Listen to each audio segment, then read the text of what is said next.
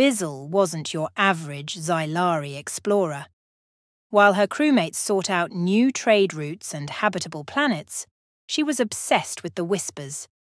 Legends of a species so chaotic and illogical, bordering on galactic myth. Humans. They run on bean juice. Her first mate Trill would hiss, his antennae twitching with anxious disapproval. They weaponize boredom, Bizzle. It's unnatural. But Bizzle saw the allure. Every port had stories of these humans. Some claimed they slept with their eyes open, could reattach severed limbs, and most terrifying of all, found something called taxes vaguely amusing. The potential for disastrously entertaining research was just too good to pass up. With much groaning and begrudging assistance from her crew, Bizzle's ship, the Shimmer Song, deviated from the standard routes. They chased rumours like cosmic moths drawn to a dangerous flame. Each whisper fueled Bizzle's determination. A half-eaten sandwich, seemingly abandoned for months yet emitting no foul odour. A distress call in a tongue no translator could decipher, and was suspected to be a dare. The search was agonising. It gnawed at Bizzle's patience and Trill's sanity. Her crew eyed her with a mixture of exasperation and morbid curiosity, wondering just when their captain would fully snap. Then, the breakthrough. It wasn't glorious. It wasn't even particularly coherent. Bizzle's ship received a garbled transmission, a series of numbers interspersed with dissonant musical notes. On a whim, her science officer ran it through the translators again, this time with an experimental filter set to highly illogical. The result wasn't a translation, but rather a set of coordinates. Coordinates leading to the mythical source, Earth. Bizzle barely slept for the next 3 rotation cycles. Earth, the elusive cradle of humanity. Trill, bless his anxious Xylari heart, nearly had an antenna-related breakdown. "Recon, Bizzle," he insisted. "We need a plan. Humans are apex predators disguised as overworked salary beings. Probably." Bizzle, fueled by an unholy amount of something the humans called cola, just waved him off. Planning was for the cautious. For her, this was destiny. The Shimmer Song dropped out of warp near the designated coordinates, sensors going haywire the closer they got to the blue-green marble of Earth. Bizzle ordered disguises, vaguely humanoid but with enough additional eyes and a dash of bioluminescence to pass as just another of the galaxy's odder species. They landed in a sprawling expanse of metal and glass structures, a human metropolis. Bizzle, heart pounding in her thorax, led her crew out of the ship. Now to find an actual human and… do what? She hadn't exactly thought that far ahead. Their first encounter wasn't with a towering politician or a brilliant, laser-eyed scientist. It was with a slumped figure hunched beside a gargantuan metal contraption that occasionally beeped and sputtered. Bizzle approached cautiously, Trill hesitantly at her side. The creature, clearly bipedal with dishevelled coverings that might be fur or clothing, was emitting low guttural groans. A half-empty container made of some translucent material lay discarded beside it. "Greetings," Bizzle began, her voice translator mangling the intended Earth language into something that sounded like squawks and static. The creature finally looked up, revealing 2 bleary eyes and an expression that transcended species. An expression that whispered of eternal exhaustion and cosmic disappointment. "Coffee machine's busted again," it muttered, then did something profoundly disturbing. It extended an appendage towards the discarded container and put it directly in its mouth. The creature then slurped up a brownish liquid, making a noise that sent shivers down Bizzle's chitinous plating. Was this some preparatory ritual before humans revealed their destructive form? Was the broken coffee machine a deliberate ruse? Trill was quietly hyperventilating into a pouch meant for emergency oxygen. "You," Bizzle managed, her voice a squeak. "Are you a human?" The creature blinked owlishly at her.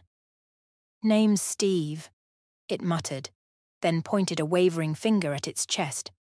"Human. You got a problem with that?" The problem, Bizzle realized, was that nothing made sense. This wasn't a fearsome galactic overlord, but a disgruntled beverage enthusiast. Where were the death rays, the fleets of starships, the hauntingly witty battle plans? She ventured. "Could I possibly have some of that liquid?"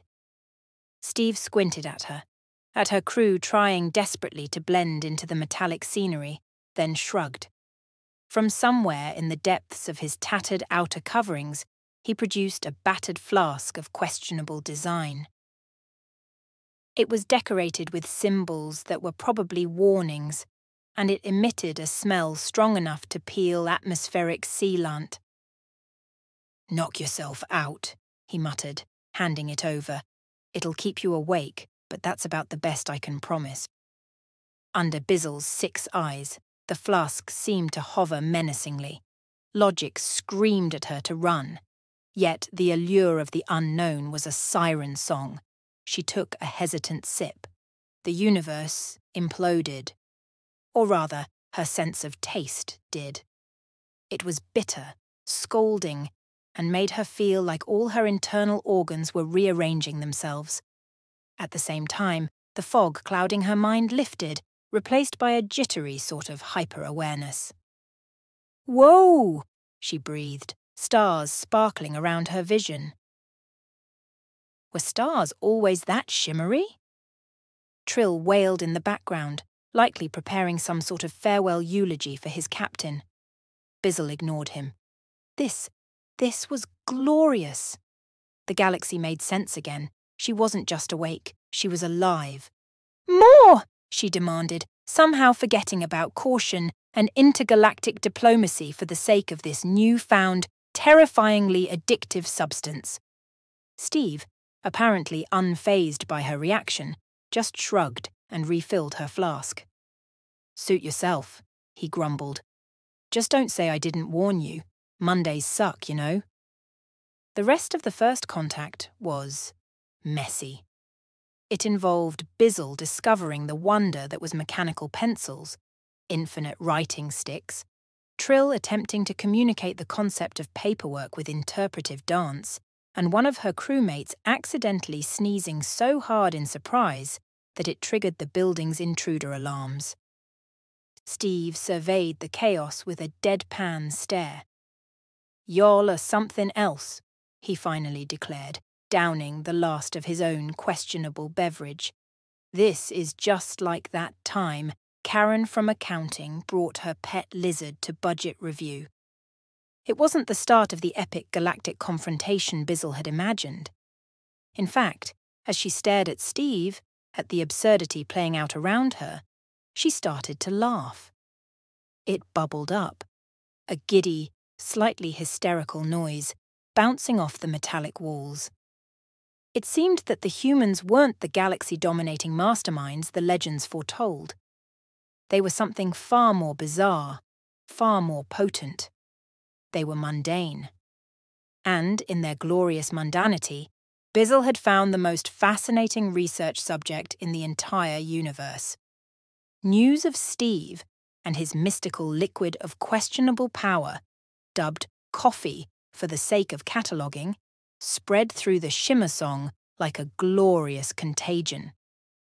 Soon, Bizzle's crew had abandoned all pretense of fear and were buzzing with the frenetic energy of 1,000 overstimulated insects. Observations devolved into pure, glorious chaos. "They vocalize in rhythmic patterns over food," proclaimed Science Officer Rill, holding aloft a half-eaten pastry. "The tonal variation seems to express pleasure, or maybe indigestion. More testing required. Chief Engineer Physic was enthralled by a device called a stapler, repeatedly punching holes into random objects with worrying glee. Trill, bless his anxious heart, had discovered a cubicle containing a towering stack of something called reports, and now seemed convinced Armageddon was inevitable. And Bizzle? Bizzle, fueled by a continuous infusion of coffee, was compiling her notes. They were frantic scribblings, filled with more question marks and exclamations than a standard Xylari scientific treatise. Hypothesis 1. Humans are not inherently destructive, but rather operate in a state of perpetual low-level disaster. Hypothesis 2. Their concept of time is fluid and largely based on proximity to coffee. Hypothesis 3. Sarcasm may be a primary mode of communication. Further research required. Potential for fatal misunderstanding high. By the time reinforcements from the wider Xylari fleet arrived, alerted by a rather panicked message from Trill regarding weaponized staplers, Bizzle had reached a profound realization. Humans were not the terrifying conquerors of legend. They were the cosmic equivalent of a fireworks display, unpredictable, prone to misfires, and dazzlingly, absurdly entertaining. Word of Bizzle's discovery rippled through the galactic community with the speed of a hyperdrive malfunction. Initial fear bloomed into cautious curiosity, then amusement, and finally, well, something akin to exasperated bewilderment. The Xylari High Council, usually a haven of stoic logic, found themselves debating the ethics of interspecies coffee distribution and sending frantic inquiries about something called memes that Bizzle's reports kept mentioning. Other species, drawn by this bizarre portrait of humanity, began visiting Earth. The burly, battle-hungry Grith sent a tentative delegation asking mostly about protein shakes and free weights.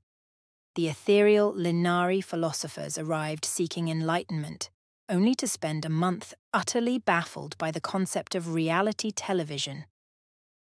Steve, the unassuming herald of this intergalactic upheaval, just shrugged and went back to his spreadsheets. Mondays still suck, he'd occasionally inform anyone listening, a statement that now carried the weight of universal truth. Bizzle, the once ridiculed explorer, was hailed as a pioneer. Her transmission requests never stopped, begging for more data, more observations, more insights into the gloriously chaotic phenomenon that was humankind. The Shimmer Song became a permanent research outpost in Earth orbit, its crew the unwitting ambassadors of a very confused species. And so, the legend of humans shifted, not destroyers of worlds, but weavers of absurdity. Their most potent weapons turned out to be a questionable beverage, inexplicable paperwork, and the deadpan ability to find humor in the cosmically mundane.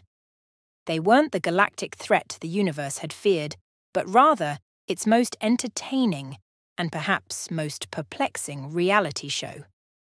The Earth itself became something of a cosmic zoo, albeit a very strange one where the visitors were often more bewildered than the exhibits. Tour groups were organized, led by humans remarkably tolerant of enthusiastic aliens attempting to pet their laptops or offering to recharge their cell phones by waving crystals at them. Commerce, oddly enough, boomed. While human food proved a dangerous gamble for most species, their creative genius was undeniable.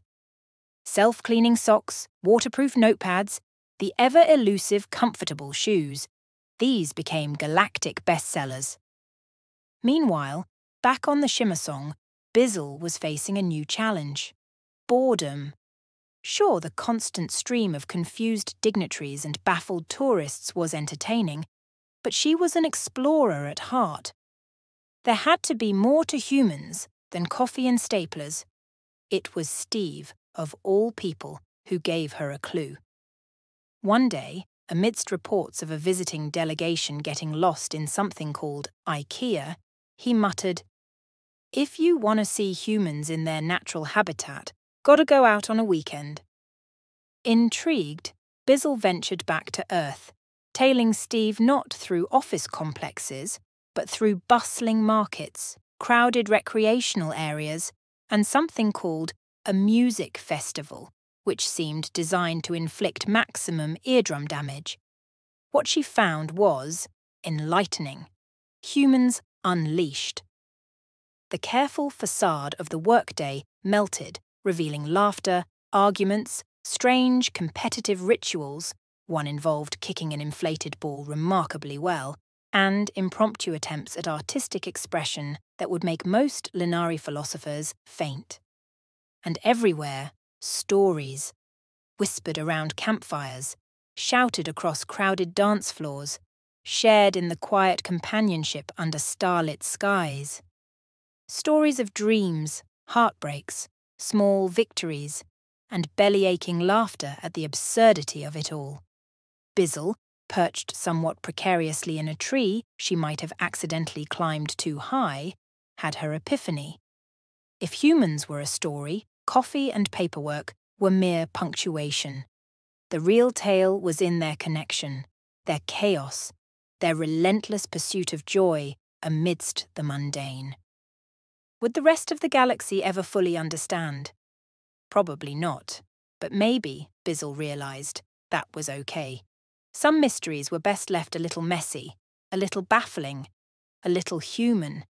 The idea blossomed into a project so ridiculous, so audacious, it could only have been born from prolonged exposure to humanity and several extra shots of espresso. Bizzle called it the Grand Experiment. With Steve's reluctant help, and much bribing in the form of obscure snacks from the furthest reaches of space, she corralled a group of remarkably brave, or perhaps foolish, humans. There was an artist, a truck driver, a stressed-out CEO, a surprisingly chipper kindergarten teacher, and a grandmother who could swear in at least 12 languages. Next came the tricky part, the location. It couldn't be Earth, too familiar. It couldn't be a standard-issue Xylari ship, too sterile. Bizzle ended up commandeering an abandoned Grith battlecruiser found orbiting a disputed asteroid belt. The Grith hadn't wanted it back. Too many flashbacks to karaoke night mishaps, apparently. Her crew redecorated the inside with a combination of human ingenuity and Xylari's love for bioluminescent fungi.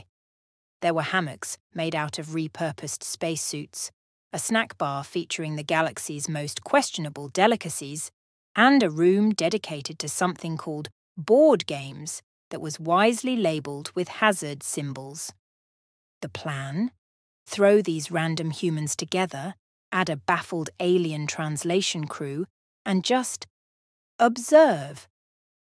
The results were a glorious testament to the cosmic absurdity that was the human condition.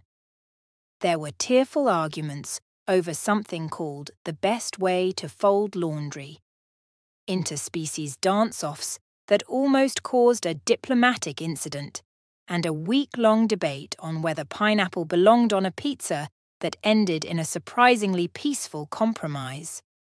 Bizzle had never seen anything like it. There was anger, joy, confusion, and moments of connection that transcended language and biology. It was messy, it was loud, and it was utterly, captivatingly human. News of the grand experiment spread like a cosmic wildfire. Delegations flocked, wanting to witness this for themselves. Bizzle, fueled by a continuous stream of coffee and an unshakable belief in her own insanity, became an accidental intergalactic celebrity. The galaxy never truly got humans. But, watching the unfolding drama on the old battlecruiser, they began to understand something vital. Maybe the point of humans wasn't galactic domination. Maybe it was in laughter, connection, and finding joy and purpose in the beautiful, baffling, ordinary moments. And maybe, just maybe, that was a power far greater than conquest ever could be.